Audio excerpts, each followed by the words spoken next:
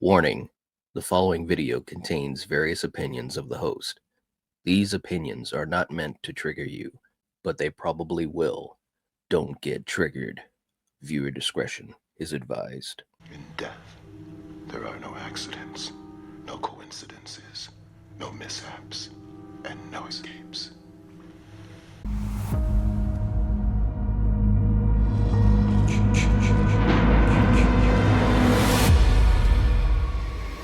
There are horror villains who wear masks. There are horror villains who stalk their victims. And then there's the only horror villain you could never see: death itself. For more than 25 years, the Final Destination franchise has terrified audiences with a simple but brilliant idea. What if you cheated death, and death came back to finish the job? Unlike Jason Voorhees or Michael Myers, there is no killer chasing people through the woods. No ghost, no demon, no monster hiding in the shadows. Instead, every object becomes dangerous. A loose screw, a coffee mug, a ceiling fan, a truck carrying logs, an airplane, a roller coaster, a bridge. Death manipulates ordinary events into impossible chains of coincidence until the survivors die exactly as they were originally meant to. It's one of the most unique concepts in horror history. But despite each movie introducing a new cast, every film is connected by one underlying force: death's design. And standing in the middle of nearly every one of these stories is one mysterious man: William Bludworth, played by the legendary Todd. For years, fans debated exactly who he was: a mortician, an angel, death itself, or simply a man who understood the rules better than anyone else. With the release of Final Destination Bloodlines, we finally received many of those answers. But before we get there, we have to start with Flight 180. Final Destination begins with high school student Alex Browning boarding Flight 180 on a class trip to Paris. Moments before takeoff, Alex experiences an incredibly vivid premonition. The airplane explodes shortly after leaving the runway, killing everyone on board. Panicked, Alex screams for everyone to get off the plane. Several classmates are forced off along with him. Seconds later, the exact explosion Alex witnessed happens for real. Flight 180 is destroyed. Everyone who remained on board dies, and at first it appears Alex has simply saved several lives, but death doesn't see it that way. According to the film's mythology, every passenger had already died. Alex interrupted death's design, and now death begins correcting the mistake. One by one, the survivors begin dying in the exact order they would have perished aboard the airplane. These deaths aren't murders. They're elaborate accidents, and each one is built like a giant domino effect. A dripping drink, a loose wire, a kitchen knife, a slippery bathroom floor. Every tiny event combines into an unavoidable catastrophe. The genius of Final Destination is that viewers begin scanning every object in every scene. Anything could become deadly. This movie also introduces William Bludworth. Working as a mortician, Bludworth immediately recognizes what's happening. Without anyone explaining anything, he tells Alex something that's chilling. Death has a design, and you have disrupted it. He explains that death is patient, death is relentless, and eventually, death always wins. Bludworth never claims he can stop death. He simply understands its rules. Alex eventually discovers another important piece of the puzzle. If someone dies before the intended victim, death's sequence changes. This becomes the first major rule of the franchise. I have to see it. And if I see it, then I intervene. And if I intervene, I cheat the design. But intervene? What are you, God now? Eventually, Alex believes he has beaten death. Months pass. Life appears normal until one final accident proves otherwise. Death never stopped coming, it simply waited. Final Destination ends by making one thing perfectly clear: nobody escapes forever. Final Destination 2 expands the mythology dramatically. This time, our protagonist is Kimberly Corman. While driving on Route 23, Kimberly experiences another terrifying premonition. She witnesses one of cinema's most famous disaster sequences.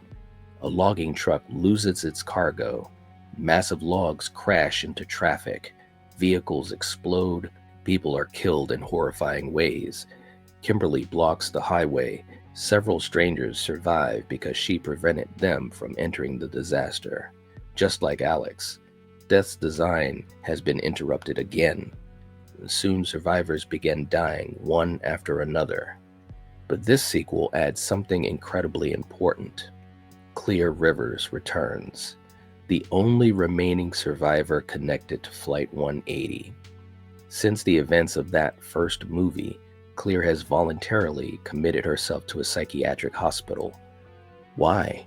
Because she believes death can't easily reach her there. It's a fascinating idea. If she isolates herself from every possible danger, maybe she can survive indefinitely. Unfortunately, death finds a way. Final Destination 2 also reveals that many survivors from Flight 180 unknowingly saved other people before they died. Those people eventually become parents, meaning entire family bloodlines now exist solely because of Flight 180 was interrupted. At the time, this seems like an interesting coincidence. Years later, Final Destination Bloodlines transforms this small detail into the central mythology of the entire franchise. Meanwhile, Kimberly learns another possible loophole. New life defeats death. If someone dies and is successfully revived, perhaps death's list resets. Kimberly intentionally drowns before being revived. The movie suggests she may have finally escaped death's design. Whether that truly works remains one of the franchise's longest-running mysteries. More importantly, Final Destination 2 establishes that every disaster creates consequences stretching far beyond the immediate survivors. Lives intersect, families grow, future generations exist only because someone once cheated death. That single idea quietly lays the foundation for everything Final Destination Bloodlines will eventually reveal. Final Destination 3 introduces an entirely new cast, but the rules remain exactly the same. Our new protagonist is Wendy Christensen. During a graduation celebration at an amusement park, Wendy boards the Devil's Flight roller coaster. Moments before the ride begins, she experiences another terrifying premonition. The coaster derails. Passengers are thrown from their seats. The entire train crashes to the ground, just like Alex, just like Kimberly. Wendy panics and forces several friends off the ride. Seconds later, everything she witnessed becomes reality. Death has been cheated once again. At first, Wendy struggles to understand why these accidents continue happening. Unlike Alex and Kimberly, she has no knowledge of Death's design. But she soon discovers something unusual. Photographs taken earlier in the day appear to contain hidden clues about how each survivor will die. The pictures don't predict the future exactly. Instead, they contain symbolic warnings. A horse, a pair of swords, fireworks, nails. Each image hints at the elaborate accident waiting to happen. This is one of the smartest additions the franchise ever introduced. It reinforces the idea that death isn't random. Everything follows a carefully constructed design. Wendy desperately tries to warn each survivor. Unfortunately, understanding the clues isn't enough. Death simply adapts. Every attempt to prevent one accident causes another.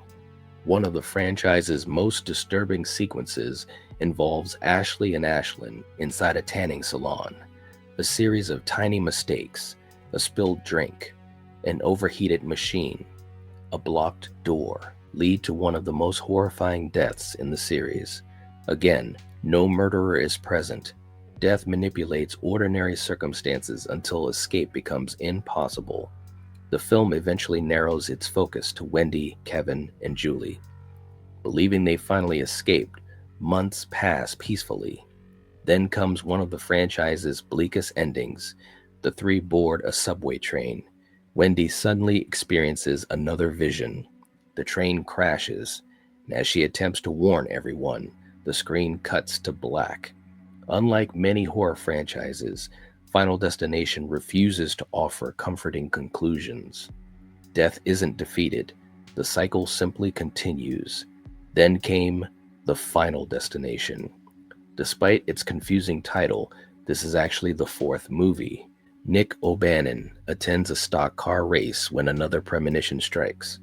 The stadium collapses. Explosions tear through the crowd. Concrete falls from above. Cars fly into the stands. Nick saves several people by forcing them to leave, but once again, death begins reclaiming every survivor. This movie expands one fascinating idea. Nick doesn't just experience a single premonition.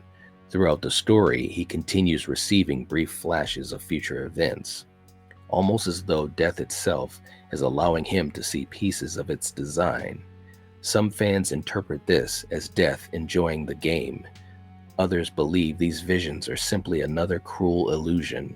Either way, Nick repeatedly believes he has outsmarted death, only to discover he has merely delayed the inevitable.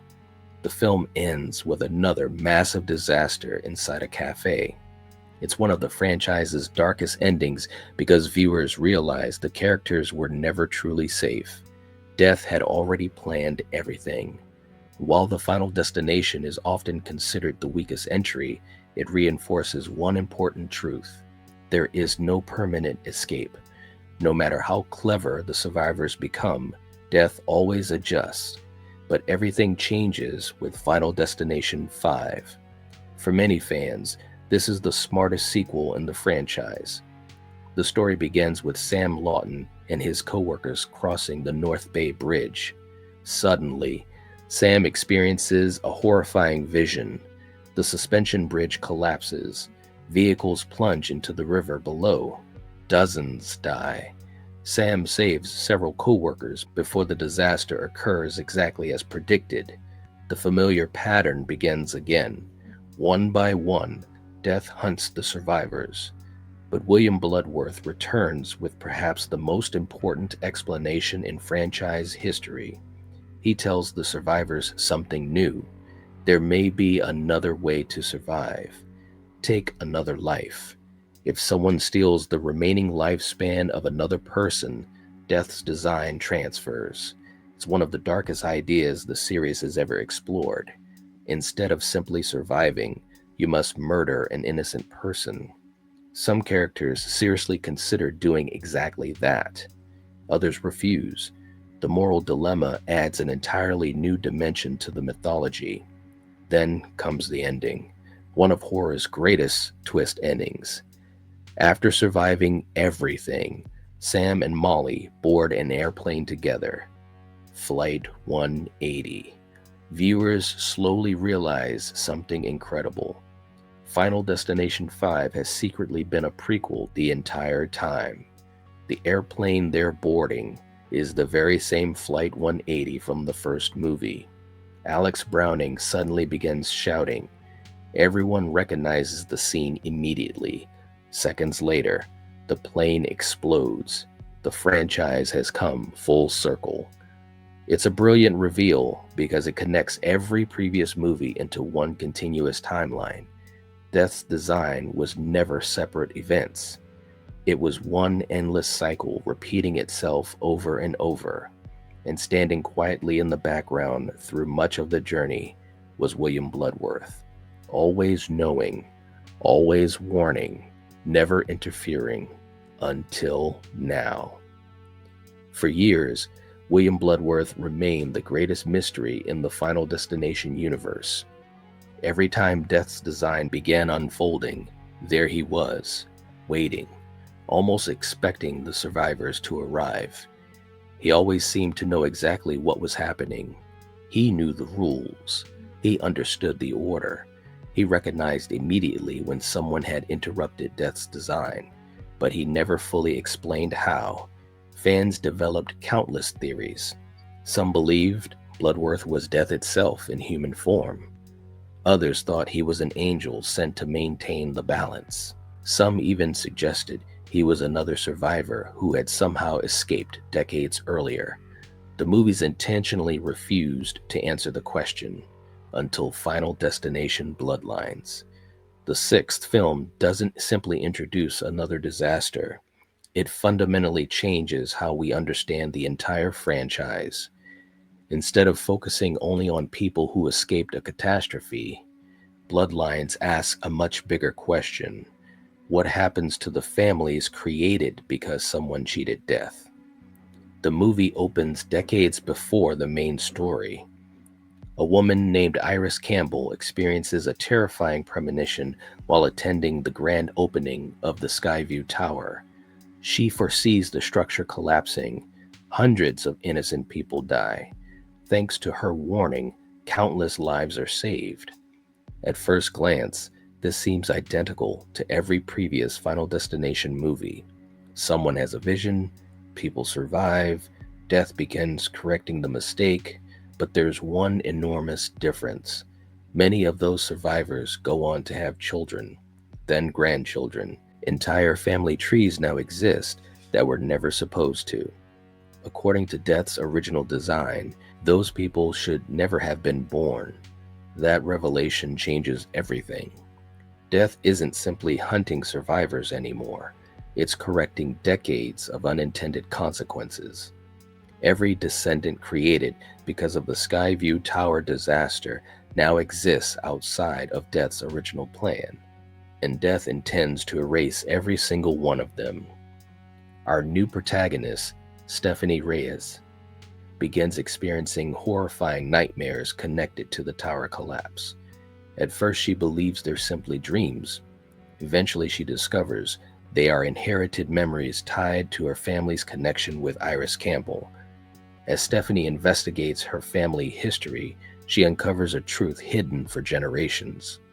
Death has never stopped hunting them. It simply waited. This is one of the smartest ideas the franchise has introduced. Previous films focused on surviving today. Bloodlines focuses on consequences lasting generations.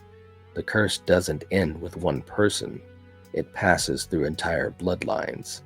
And that finally explains something hinted at back in Final Destination 2. Remember when that film revealed survivors unknowingly saved future parents? At the time, it felt like interesting trivia. Bloodlines transforms it into essential mythology. Everything has always been connected. Every survivor changes history. Every life saved creates countless future lives. Every interruption to Death's design grows larger with time. Then comes the return fans had waited years to see. William Bludworth. Tony Todd's final appearance in this franchise is unlike any of his previous scenes. Rather than speaking in cryptic riddles, he becomes surprisingly honest. Bludworth explains that Death cannot truly be defeated, only delayed. Every attempt to outsmart Death merely changes the path, never the destination. For the first time, Bludworth also reveals why he understands these rules better than anyone else. He has spent his life studying Death's design because it has touched him personally. He isn't some supernatural being controlling events. He is a man who has witnessed the consequences of Death's design over decades and devoted himself to understanding it. That revelation makes his earlier appearances even more fascinating. Back in the first film, he wasn't manipulating Alex. He was warning him. In Final Destination 2, he wasn't frightening Kimberly. He was preparing her. In Final Destination 5, he wasn't encouraging murder, he was explaining the terrible choices death forces upon people. Bludworth never controlled the game. He simply understood the rules better than anyone else. Tony Todd delivers these moments with incredible warmth and dignity. Knowing this would become one of his final performances gives every line additional emotional weight. His farewell doesn't feel like exposition. It feels like passing the torch. One final warning from the only man who truly understood death. Bloodlines ultimately reinforces the central idea that has driven the franchise since 2000. Death isn't evil. Death isn't angry. It isn't seeking revenge. It's simply restoring balance. Every vision, every escape, every impossible consequence creates a ripple that must eventually be corrected. And no matter how complicated those ripples become, death always remembers where they began. So after 6 movies, what exactly is the complete Final Destination timeline? Chronologically, the story begins in the year 1968 with the opening of the Skyview restaurant as depicted in the earliest prologue events of Final Destination Bloodlines. Then we turn to the events of Final Destination 5. Sam Lawton's premonition of the North Bay Bridge collapse is the major disaster we witness. The survivors believe they've escaped death, but the film's shocking ending reveals they're boarding Flight 180, placing them directly into the opening moments of the original movie. That leads us into Final Destination. Alex Browning prevents several passengers from boarding Flight 180 after foreseeing the plane's explosion. Death begins reclaiming every survivor according to its original design, introducing audiences to the terrifying rules that define the entire franchise. Next comes Final Destination 2. Kimberly prevents the Route 23 highway pileup, while Clear Rivers returns to help explain what happened after Flight 180. The mythology expands dramatically, revealing that the actions of previous survivors unknowingly affected countless other lives. Looking back now, this movie quietly foreshadowed Bloodlines years before anyone realized it. Then comes Final Destination 3. Although the characters are entirely new, the Devil's Flight roller coaster disaster proves that Death's design continues operating exactly as before. Wendy's photographs add another layer to the mythology by suggesting that Death leaves clues for those willing to recognize them. After that is the Final Destination. Nick O'Bannon survives the Speedway collapse, only to discover that visions alone aren't enough to stop death.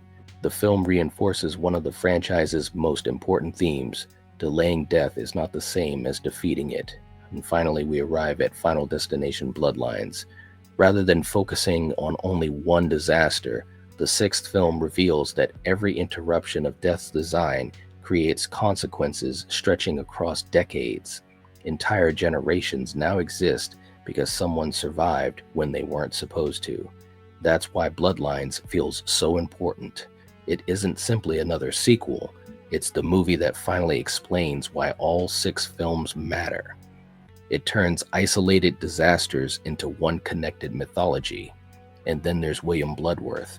For 25 years, fans asked the same question about who he was, and the answer is surprisingly human. Bludworth isn't death. He isn't secretly orchestrating these events.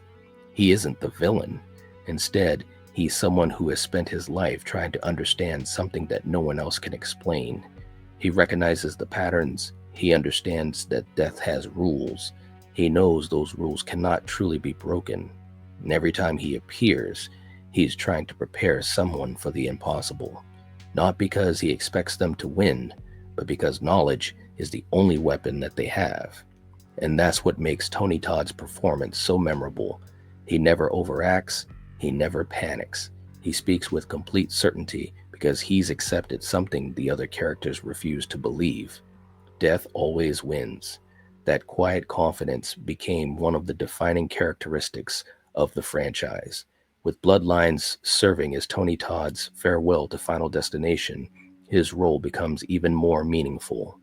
His final scenes feel less like exposition and more like a goodbye, not only to the characters, but to the audience that followed this series for more than 2 decades.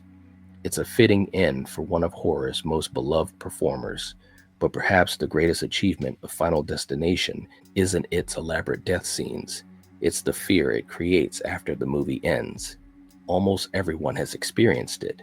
You pass a logging truck and instinctively change lanes. You hesitate before boarding an airplane. You notice loose cables, ceiling fans, or glass sitting too close to the edge of a table.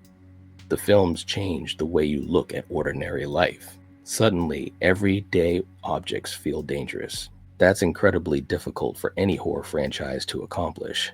Jason scares you at Camp Crystal Lake. Leatherface scares you in rural Texas. Freddy scares you when you sleep. But Final Destination follows you into your everyday routine.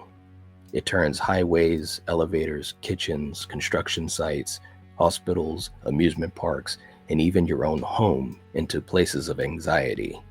That's why these movies have endured, not because of gore, not because of shocking twists, but because they prey on something universal, the idea that our lives can change forever because of one tiny event, one loose bolt, one missed warning, one decision made a few seconds too late. Whether you believe in fate, destiny, coincidence, or pure chance, Final Destination forces you to ask one unsettling question. Can death ever truly be cheated? According to this franchise, the answer is no. You can postpone it, you can confuse it, you can delay it, but eventually, death's design always finds a way to restore itself.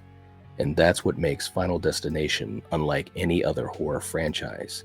The villain has no face, no voice, no weapon, no body. You can never fight it, you can never hide from it, and you can never kill it, because the villain is simply death itself. If you enjoyed this complete breakdown of the Final Destination franchise, let me know your favorite film. Which premonition was the most terrifying? Which death scene still sticks with you? And do you think anyone has ever truly escaped death's design? Let's talk about it in the comments, as we always do as a community. Don't forget to hit the like button. It helps us out so much, and we appreciate your support. If you're not subscribed to Night Watch Zone, this is the time to do it. Do it and become part of this fantastic community. If you'd like to help out the channel even more, check out my other rankings, top 10s, video essays, and also explained videos like this one. And I will catch you next time. If you're watching this, if you're listening to this, you are the Night Watch. Peace. Good luck.